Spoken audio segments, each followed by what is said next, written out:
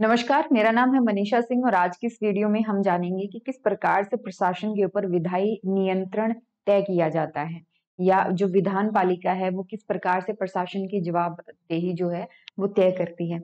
अगर अभी तक आपने चैनल को सब्सक्राइब नहीं किया है तो प्लीज चैनल को सब्सक्राइब कर लीजिए क्योंकि यहाँ पर आपको लोक प्रशासन से संबंधित अनेक वीडियोस हिंदी भाषा में दिए जाते हैं। इसके अलावा अगर आपने हमारा दूसरा यूट्यूब चैनल एडमिनिस्ट्रेटिव वर्ल्ड जहाँ पर आपको लोक प्रशासन से संबंधित कंटेंट जो है वो इंग्लिश में प्रोवाइड किया जाता है तो उसको भी एक बार सब्सक्राइब कर लीजिएगा। और जो इससे पहले वीडियोस अपलोड हो चुके हैं उनको जरूर देखिए ताकि आपका जो कॉन्सेप्ट है वो पूरा क्लियर होता जाए। देखिए, प्रशासन के अंदर जवाबदेहिता तय करना बहुत ज्यादा जरूरी है क्योंकि प्रशासन के पास शक्तियां भी हैं, यानी अधिकार भी हैं और साथ ही साथ उनके पास संसाधन भी है। तो बहुत आसान है उनके लिए संसाधनों का या अपने अधिकारों का दुरुपयोग करना, और वो दुरुपयोग ना कर पाए इसी चीज को रोकने के लिए हमने कुछ जवाबदेही और नियंत्रण के कुछ नियम कानून कह सकते हैं बना रखे हैं, कुछ तरीके अपना रखे हैं। तो लास्ट वीडियो में हमने जाना था कि जवाबदेहिता और जो नियंत्रण है उसका मतलब क्या है। साथ ही साथ हमने जाना था कि नियंत्रण कितने प्रकार का हो सकता है, आंतरिक नियंत्रण और बाह्य नियंत्रण। बाह्य नियंत्रण में हमने 4 एजेंसीज के बारे में जाना था जिसमें एक था विधान पालिका। तो यहाँ पर आज के इस लेक्चर में हमारा जो मेन फोकस है वो इसी के ऊपर है, विधान पालिका के ऊपर, कि विधान पालिका जो है वो किस प्रकार से प्रशासन के ऊपर निगरानी रखती है और प्रशासन में नियंत्रण को तय करती है। देखिए, प्रशासन के ऊपर कंट्रोल सबसे ज्यादा हालांकि विधायी नियंत्रण ही माना जाता है, और विधायी नियंत्रण को मैं भारत के हिसाब से लेकर के चल रही हूँ कि संसद किस प्रकार से कार्यपालिका को कंट्रोल करती है। ठीक है, अब सबसे पहले बात करते हैं, कुछ साधन हैं, कुछ तरीके हैं। पहला आता है बजटरी कंट्रोल। देखो, मान लिया कि प्रशासन के पास ढेरों साधन है, लेकिन प्रशासन को काम करने के लिए जिस पैसे की जरूरत होती है वो बिना विधान पालिका के मंजूरी के, बिना संसद की मंजूरी के उस वो नहीं प्रयोग में ला सकता। सरकार के पास रिवेन्यू के पैसे आने के बहुत सारे साधन होते हैं। टैक्स लगाया जाता है, यानी कर है, नॉन टैक्स रिवेन्यू भी सरकार के पास आता है। तो ऑब्वियसली प्रशासन के पास संसाधन तो है, लेकिन वो संसाधनों का प्रयोग करने के लिए या फिर जो वित्त होता है, जो पैसा होता है, उसके प्रयोग के लिए उसे संसद की मंजूरी लेनी होती है। तो सबसे पहला जो नियंत्रण का तरीका हमें मिलेगा वो मिलेगा हमें बजट द्वारा नियंत्रण, ऐसा फाइनेंशियल कंट्रोल इसको हम कह सकते हैं। और ये सबसे अधिक प्रभावशाली नियंत्रण है। और जैसे बटुआ होता है और बटुए की डोरी अगर हमने कस दी, भी जितना पैसा हालांकि है तुम्हारे पास, लेकिन वो जो डोरी है वो विधान पालिका के नियंत्रण में होती है, तो वो उतना ही पैसा निकाल सकते हैं जितना विधान पालिका मंजूर करती है। इनकी स्वीकृति के बिना ना आप खर्च कर सकते हो और ना ही आप जो है जनता से बेफालतू पैसा मांग सकते हो। ठीक है, और विधान पालिका में भी ऐसा नहीं है, विधान पालिका में भी सरकार जब तक बहुमत में है तभी तक वो अपने हिसाब से बजट पास कर सकती है। इसीलिए क्या होता है, मतदान भी होता है, विचार विमर्श होता है, जनता को पता चलता है, संसदीय कार्यवाही जब होती है उसके माध्यम से जनता तक पता चलता है कि अच्छा सरकार इस चीज में इतना पैसा लगाने वाली है। तो विरोधी दलों के लिए भी सरकार के ऊपर आलोचना करने का और एक तरीके से नियंत्रण रखने का, उनकी जवाबदेही तय करने का भी एक अच्छा अवसर होता है। फिर आता है डेलीगेटेड लेजिस्लेशन। देखिए, सारा जो काम है, हालांकि नियम बनाने का, कानून बनाने की जिम्मेदारी किसकी होती है, विधान पालिका की होती है। लेकिन विधान पालिका के पास समय की बहुत कमी होती है। विधान पालिका सिर्फ एक कानून को एक ब्रॉड वे में बना देती है, मतलब मोटे मोटे पॉइंट्स जो है वो मेंशन कर दिए, फिर जो डिटेल में नियम बनाने होते हैं वो कार्यपालिका के पास आते, प्रशासन के पास आते हैं। तो यहाँ पर क्या हुआ, नियम बनाने का अधिकार किसका था, संसद का था, लेकिन संसद ने क्या कर दिया, वो अधिकार प्रशासन को दे दिया। इसको कहते हैं डेलीगेटेड लेजिस्लेशन या प्रत्यायुक्त कानूनी प्रक्रिया। ठीक है, प्रत्यायोजन भी इसको कहते हैं, कि था किसी और का अधिकार और किसको दे दिया, आपने प्रशासन को दे दिया। इसके ऊपर भी कंट्रोल है, क्योंकि आप अगर विधान पालिका कानून बनाती तो उसके ऊपर क्या होता है, विचार विमर्श होता है, जनता की नजर में आता, विरोधी दल है वो भी इसके ऊपर सवाल जवाब करते। लेकिन जब प्रशासन नियम बनाता है तो उन नियमों के ऊपर कौन ध्यान रखेगा, उन नियमों के ऊपर भी तो कोई ना कोई निगरानी होनी चाहिए ना। तो विधानमंडल ही अपनी नीतियां सामान्य ढंग से निर्धारित करता है और प्रशासन को अपने अधिकार दे देता है कि वो जो है विस्तृत रूप से नियम बना सके। लेकिन इसका अर्थ ये नहीं है कि प्रशासन अपनी मनमानी करेगा, नहीं। यहाँ पर संसद की एक समिति है जो सिर्फ प्रत्यायोजित कानून हेतु ही काम करती है। इस समिति को कहा जाता है कि वह इस बात का विश्लेषण करके सदन को रिपोर्ट दे कि क्या संसद द्वारा प्रत्यायोजित अधिकारों का ठीक ढंग से प्रयोग किया जा रहा है या नहीं।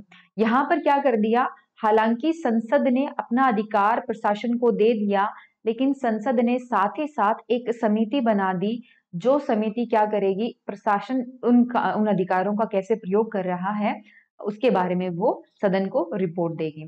फिर आता है debates and discussion. Debates and discussion में क्या होता है, सरकार, मैंने आपको बताया था कि कार्यपालिका में जिसको हम सरकार कहते हैं वो कार्यपालिका का ही हिस्सा होता है एक प्रकार से, क्योंकि जो लास्ट वीडियो में मैंने कहा था आपसे कि जो कार्यपालिका होती है, कार्यपालिका में दो प्रकार के अधिकारी होते हैं, प्रशासनिक अधिकारी और राजनीतिक अधिकारी। तो राजनीतिक अधिकारी जो है वो सरकार का ही अभिन्न अंग है, सरकार जो विधान पालिका से चुन करके आती है वो है। तो यहाँ पर क्या होता है, संसद में डिबेट्स एंड डिस्कशन हो रहे ही होते हैं ताकि वो कार्यपालिका के ऊपर कंट्रोल रख सके। अनेक वाद विवाद और परिचर्चा होती है, जिसमें से कुछ महत्वपूर्ण ये है, जैसे जब भी सदन शुरू होता है, संसद जब शुरू होती है, साल का जो पहला सत्र होता है उनका, तो वहां पर राष्ट्रपति अपना भाषण देने आते हैं पहला। तो वो भाषण जो है वो बहुत महत्वपूर्ण हो जाता है। फिर वित्त मंत्री जब अपना बजट भाषण देता है, नए कानूनी उपचार मतलब जो रेमेडीज हैं, तरीके हैं, वो ढूंढे जाते हैं। जो वर्तमान कानून है उनके अंदर भी समय समय पर संशोधन किए जाते हैं। और बहुत सारे ऐसे मौके भी आते हैं जहां पर सरकारी नीति और विभाग क्या काम कर रहे हैं इनके ऊपर भी चर्चा होती है। तो ये सारे तरीके हैं जिनके माध्यम से विधान पालिका, कार्यपालिका क्या काम कर रही है इस चीज के ऊपर खूब चर्चा करती है। अगर उनको लगता है कि नहीं कुछ गड़बड़ है तो वो सरकार से जवाबदेही मांगती है, मतलब सरकार से जवाब मांगती है।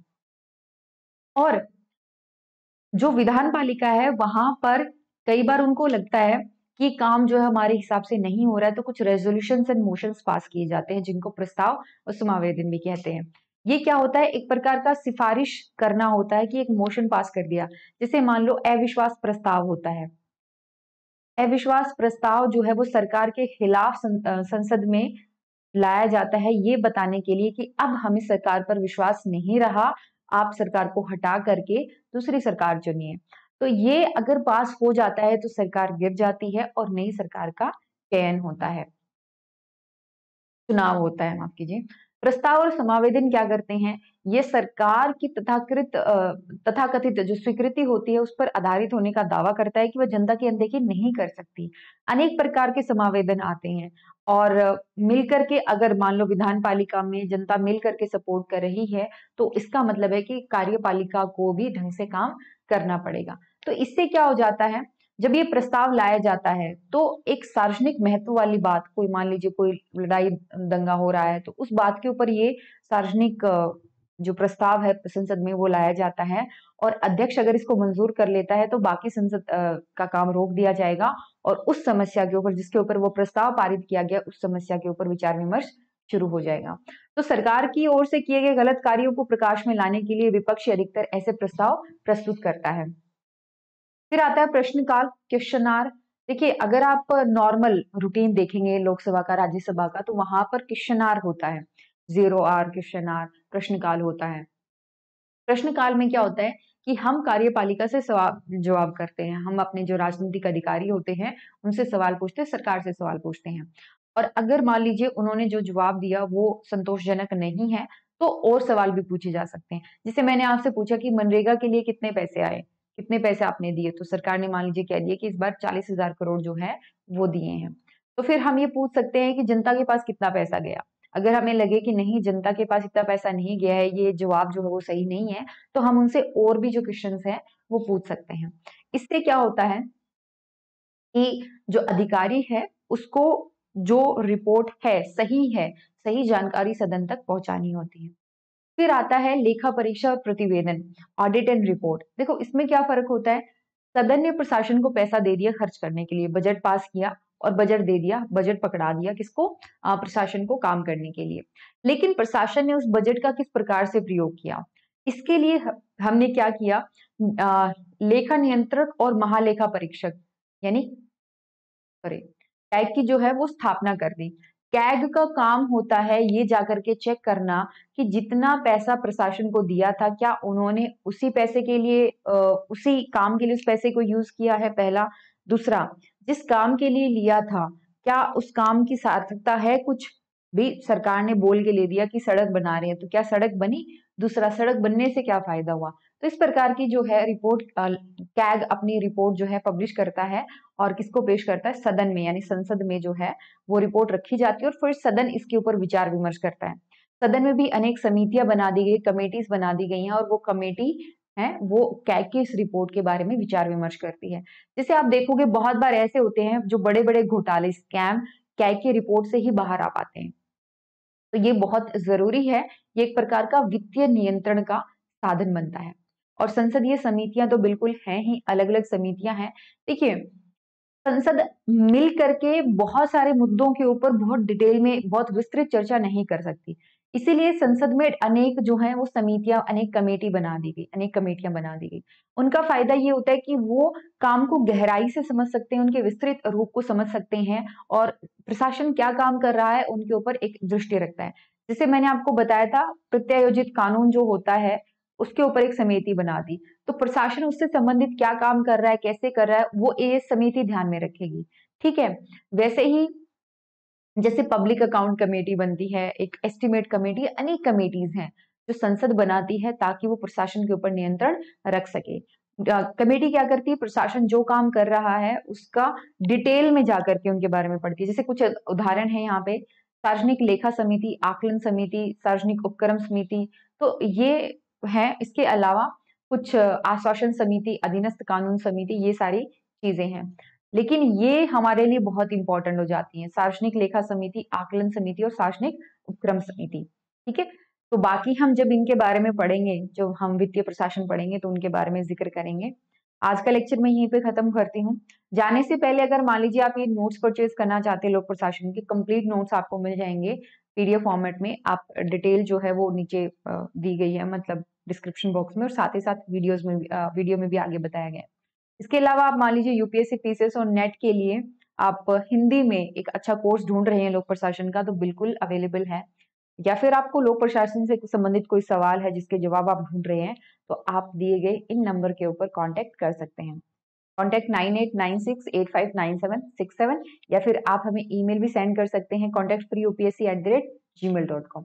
जाने से पहले प्लीज चैनल को सब्सक्राइब कर दीजिए और ये जो बेल आइकन है इसको प्रेस कर दीजिएगा, क्योंकि आपका सपोर्ट, आपका एक सब्सक्राइब करना वो हमारे लिए बहुत मैटर करता है। एक एक सब्सक्राइबर से ही जो है वो पूरी फैमिली बनती है। तो प्लीज सब्सक्राइब जरूर करें और वीडियोस को रेगुलर बेसिस पे जरूर देखें। चलिए, कल मिलते हैं नए टॉपिक के साथ, तब तक ख्याल रखिए अपने। Take care and bye bye.